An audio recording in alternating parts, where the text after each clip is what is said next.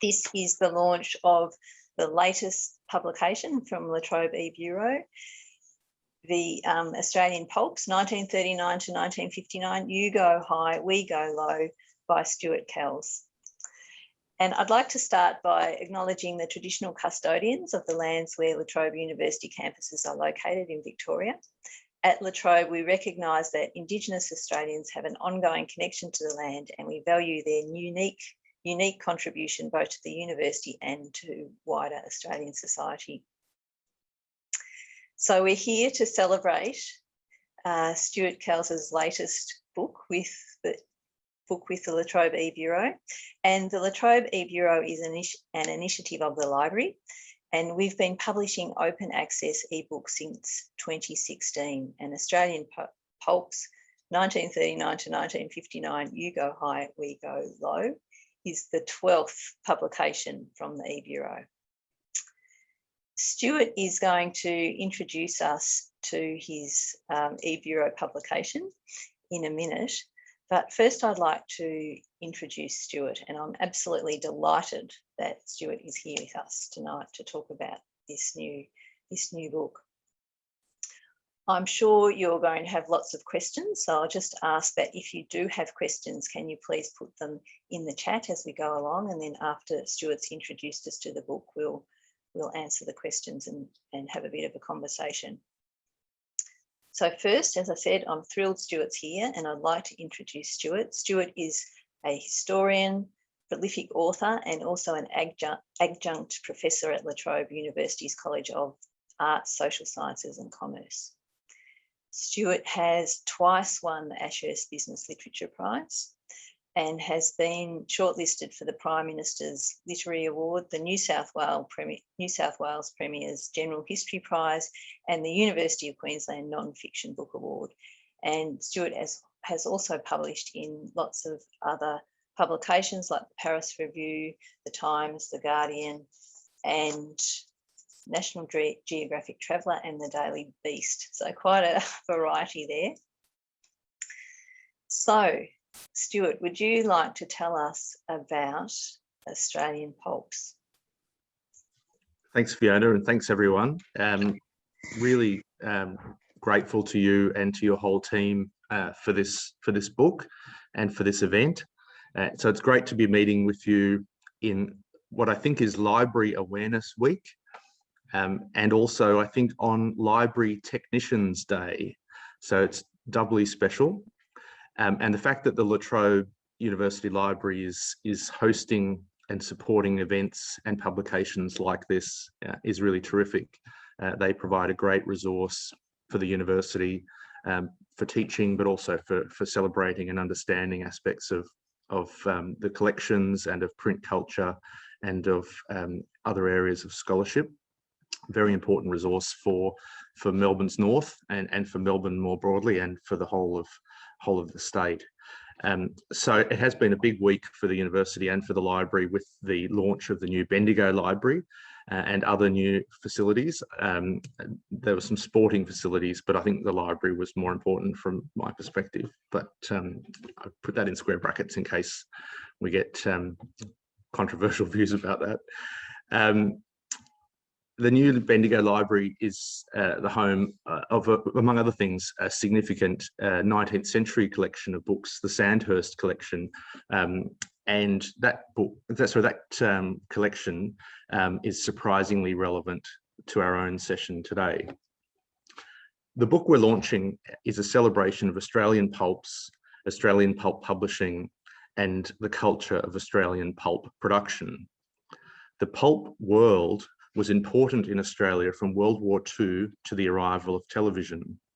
The books made a very consistent promise to their readers: some adventure and drama, plus some mildly and safely salacious and transgressive content, all packaged up in a compelling wrapper, though often the packaging had very little to do with the contents. Over recent years, Australian libraries have become much more aware of and interested in pulps because they tell an important cultural story, as well as an important story around writing, design, and print production. At the time when they were published, they were seen as a low form of literature. Many copies, perhaps the great majority, were thrown out after reading. The style of their writing and the ephemeral nature of their production were suited to their highly disposable nature. But as a consequence of that, most libraries, including the National Library of Australia and the major state libraries, did not collect them at the time. There's been a lot of remedial chasing them down and buying them and cataloguing them. But fundamentally, they are now scarce and highly prized in rare book collections. Some cats fighting not far from here. This book, You Go High, We Go Low, engages with themes of authorship, illustration, publication, reading, and censorship. The pulps that it explores cover a range of genres, including sci-fi, crime, romance, adventures, and funnies.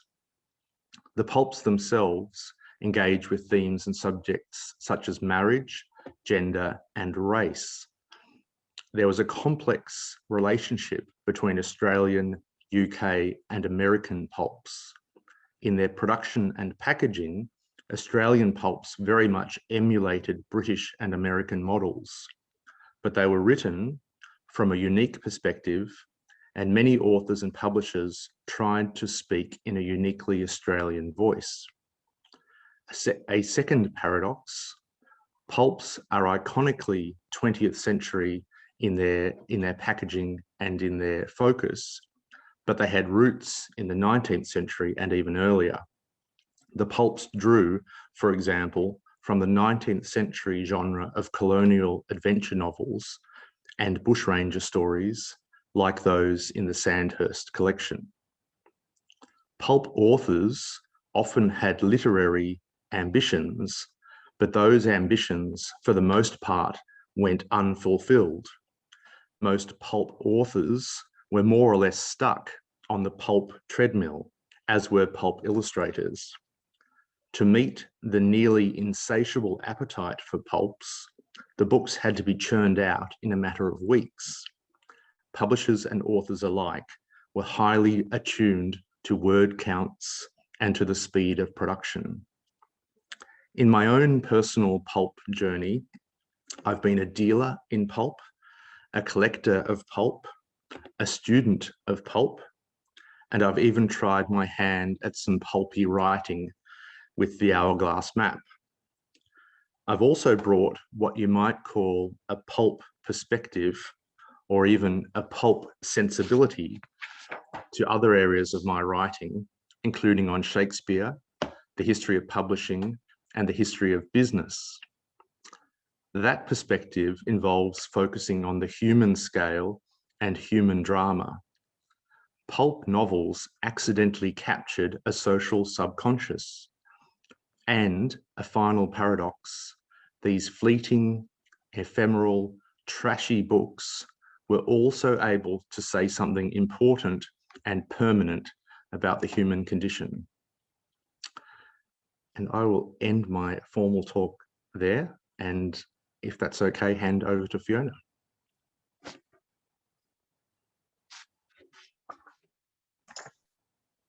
Thank you, Stuart. That is so interesting. And I forgot to say too, if you are in Bendigo, at our Bendigo Library at La Trobe, we have an exhibition of pulp fiction, and with some of the pulp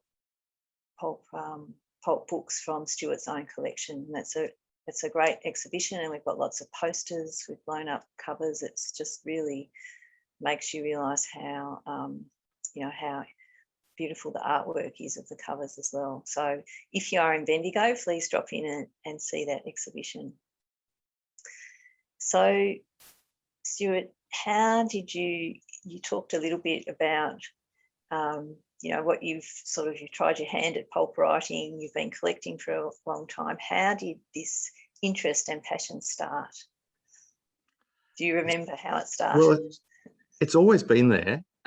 before I was dealing in books, I was what you call a book runner, which was mostly selling books to other booksellers and running around in a carload with a carload of books to regional bookshops and selling books wholesale. And in doing that, I bought very, very large quantities of books from all sorts of different places, including bookshops that were closing down and that kind of thing. And so a lot of books were coming through, and most of them were paperbacks, and a good proportion of them were, pulps. And every one of them is a window into a different parallel universe. I love those little squat American, the Dells and the Aces and the Avons, and the artwork, the pulp perspective, and some of those, classic sci-fi and crime authors, Philip K. Dick and Raymond Chandler and that kind of thing. So very early on, even maybe when I was in high school, I was finding those sorts of things in markets and at secondhand shops and that kind of thing. And they're just so evocative. And they are, an artifact. They're artifacts from a different time and a different world. So I think I've always been a fan, and it's just something that really kind of, I can't resist. Mm. And I should say there's a wonderful pulp current on Twitter and online and social media now. Pulps are so amenable to sharing information and sharing covers and that kind of thing online. There's a wonderful pulp conversation and a pulp bibliography conversation on Twitter, and it's actually a really interesting network. And this is sort of a little bit of competition, friendly competition between people about what they find in secondhand shops and sharing different kind of rare editions and that. And that's just great. And it's a legitimate area of bibliography and of print culture, and you get the added benefit of the kind of slightly salacious and the human drama as well. Mm. So that thing about the human drama and its human scale and all of that, is there anything that you think they tell us about Australia's past in that period? Well, I think very much they show a kind of cultural set of cultural fears and a cultural unconscious, and it is engaging with things like cultural fears about invasion or the other and all that sort of stuff. It's charting changes in institutions like the family and marriage, and women's roles, and even the mainstream pulps rub up against a really interesting sort of frontier of what's sort of possible culturally and what's acceptable or not. They're always sort of dancing with the censor. And there's a real interest in transgressive themes and in themes of cultural change, obviously not always handled in the most sophisticated or careful way, but if you read through the texts, you can really see what was interesting and what was concerning people at the time. So I think they capture a really important series of historical moments. Mm-hmm. Yeah, no, thank you. We do have a question on the chat. So David Jansen has said, great publication and fantastic pulp collection. We love your pulp collection. Is your extensive collection stored in a private location? And if so, have you considered a storage location at La Trobe? And enabling access to La Trobe community members moving forward? Well, I'd love to do exhibitions like we've done now. I'd love to do that again. What's in this current exhibition that was at Bundoora and now is at Bendigo is probably a pretty small proportion of the whole of the pulp collection that I've got. And what is on display at the moment is mostly Australian focused. I have a large collection of other sorts of pulps. I've got a house with a lot of bookcases and a lot of storage space, and all the pulps are carefully covered in archival sheaths and mylar and things like that, because a lot of this is all, as I touched on in the talk, is about conservation and preservation, because they were designed to be thrown out. They're quite fragile. The paper of the covers is very thin. They weren't printed on the strongest, paper. They were literally printed on pulp. And it has a lot of wood pulp in it, and they're quite temporary. So I'm careful about how they're stored, and I have a lot of shelf space. But yeah, I'd love to do exhibitions, and Fiona and I have sort of lightly touched on that in the past about the idea of doing some others in the future. That'd be great. Yeah, no, I think so. Thanks, And Stuart. do That was really useful. I was just more thinking of sometime in the future when you've run out of space that might be able to accommodate you. Yeah, no, I hear where you're going, and the downside of that is that I wouldn't be able to see them. The upside of that is I could probably get more than otherwise would have. So thank you. That's all right. So do you have a favourite publisher in the Australian pulps, or is there? Because I know there are lots of different publishers, aren't there? Yeah, and different scales and different sort of levels of seriousness and different distance from the mainstream. So Horwitz was a really interesting one, and my friend Andrew Nettie has written really well. He did his PhD thesis on Horwitz quite recently. He's written really well on them, and they were one of the biggest by far, and they brushed up against some quite mainstream publishers. So they co-published with Penguin in Australia, for example, and Penguin's really interesting because they were often using the techniques and the tropes of pulp, but obviously staying on the other side, more in mainstream literature.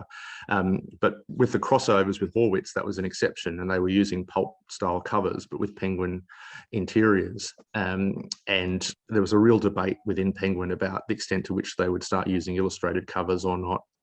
Because as you know, in the UK and Australia for a long time, they had those very simple typographic covers, or they used illustration only minimally. Whereas in America, they adopted the full colour illustrated covers quite early. And some of the early American Penguin covers are amazing. So I think that's all fascinating. And there was debates with the leaders of Penguin. Alan Lane famously called them bosoms and bottoms as the kind of cover art, and breast sellers. So he was quite disparaging of that style. But obviously in America, they were very successful, and eventually all around the world, Penguin started using illustrated covers. So Horwitz is really interesting, and then their relationship with Penguin.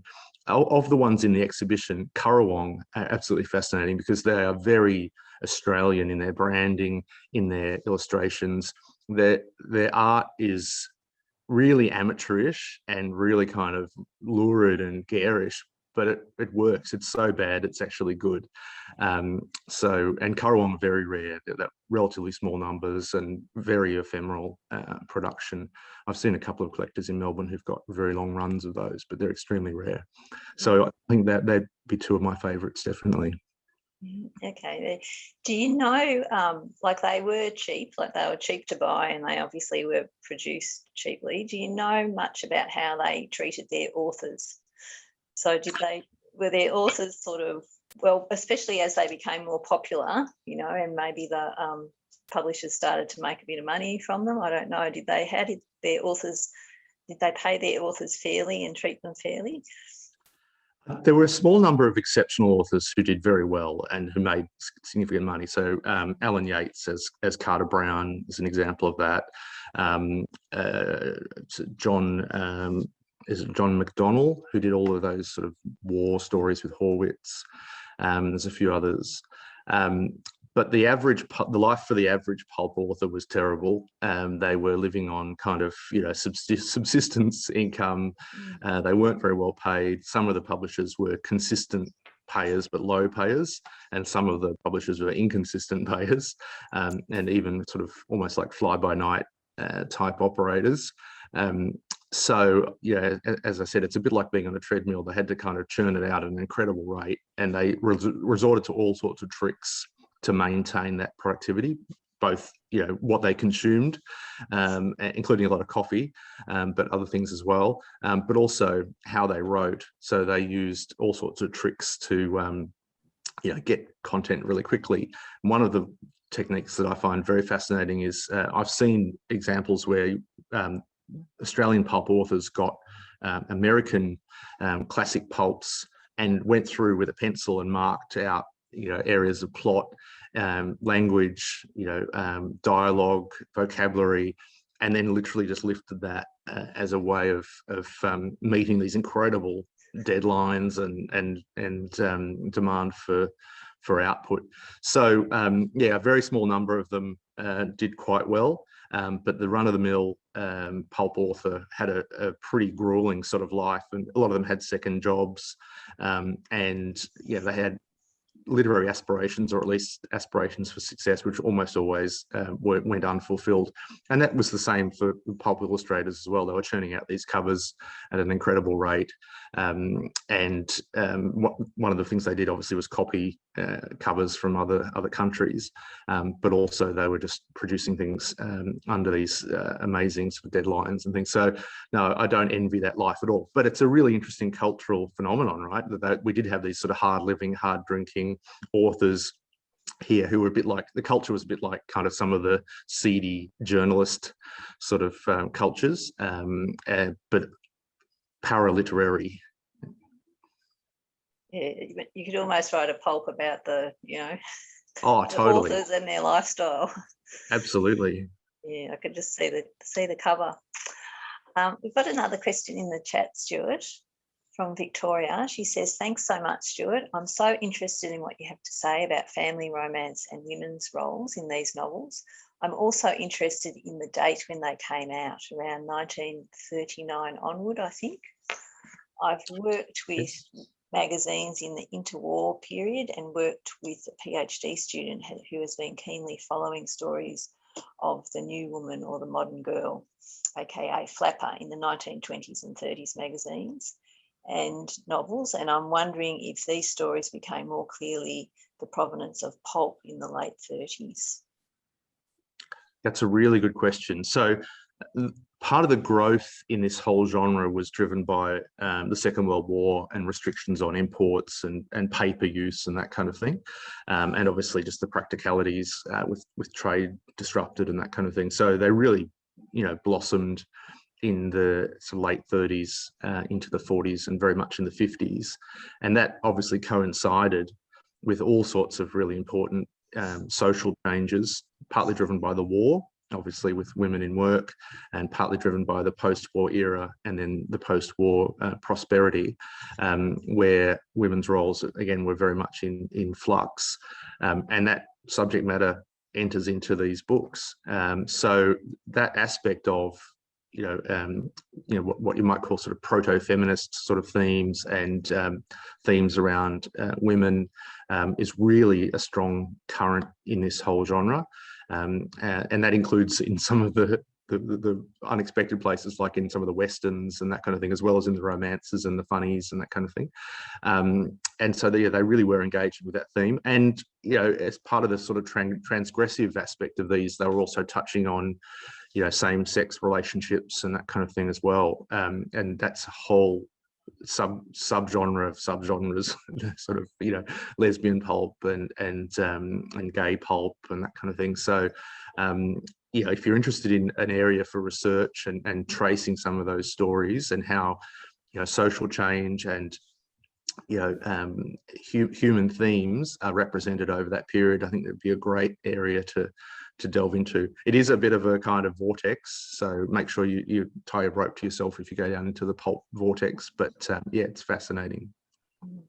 What's one of your best, most exciting finds? Because I must admit, since I've met you and we've had the pulp exhibition and we've been talking about pulps, every time I go into country Victoria, and I love going into secondhand bookshops, and I've always got my eye out. I've never seen one.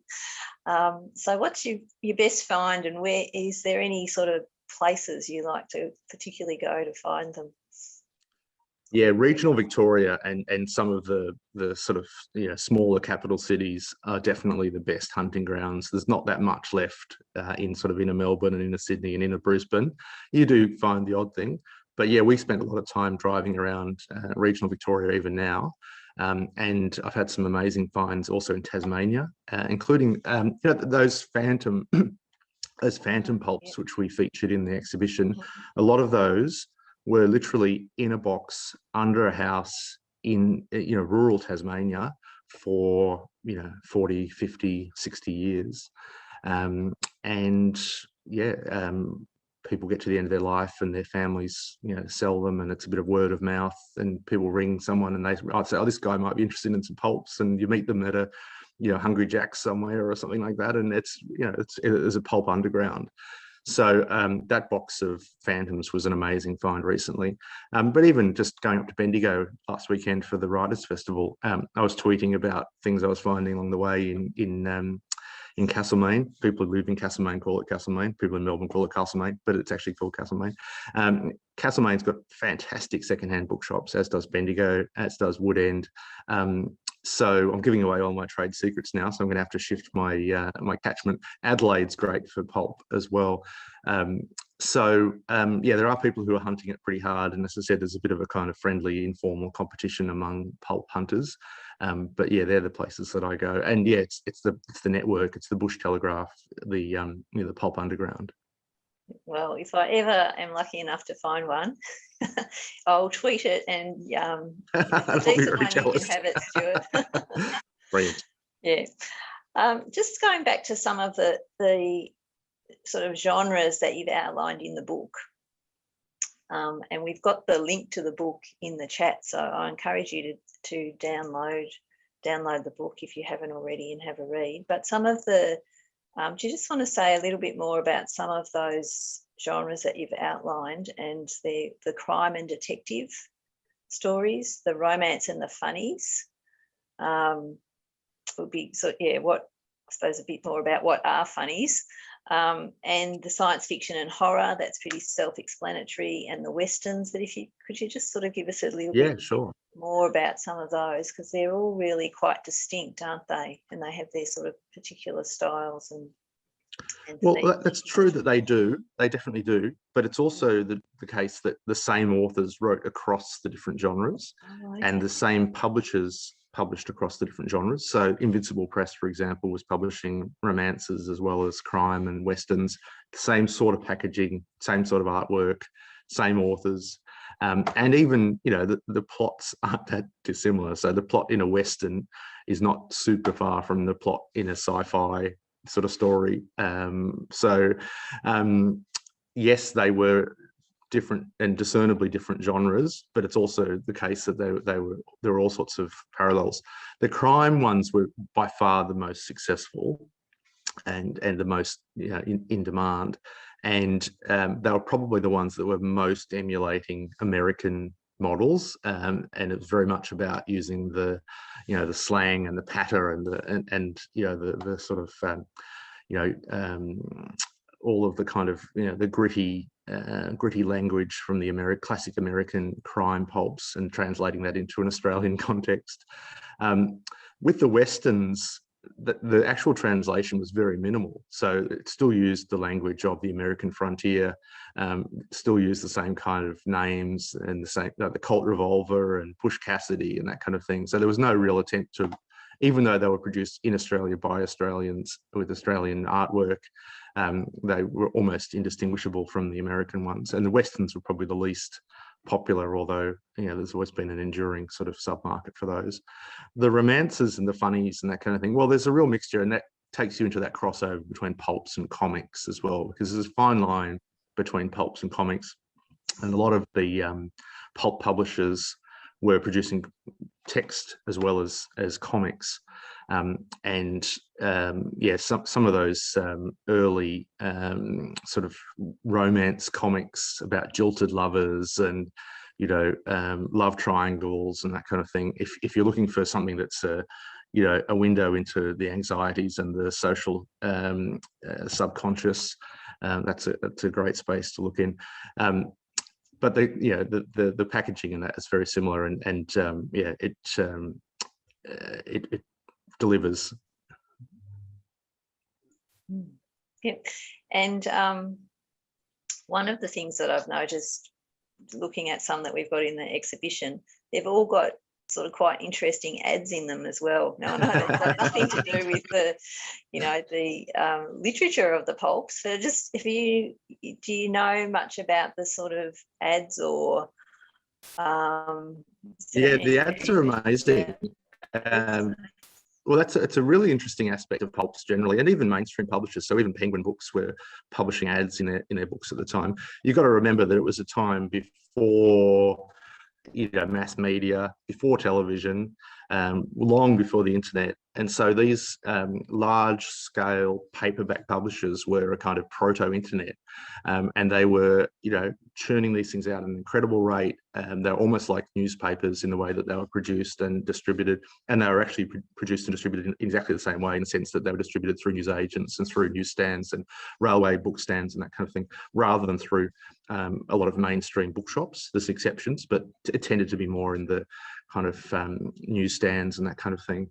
And yeah, they advertised, you name it, dodgy pharmaceuticals, how to build muscle, you know, communist radio, Mars bars, you name it. And yeah, again, as a cultural window and as a document, a series of documents and a window on society, the ads are amazing. And I did a little bit of a talk at the La Trobe Library, focusing on some of the more crazy ads in there, and all the sort of promises about how to you know, turn your life around or get stronger or have longer legs and that kind of thing. And yeah, it's great stuff. I love it. And that's part of the whole pulp thing, in the same way that advertising in comics was such an important part of the experience of comics. The ads themselves are part of the attraction. And do we know much about the readers of pulps? Like, were there more women who read them or more men, or does it sort of align with genres, or is there sort of much of, have you found any pulps, or have you got any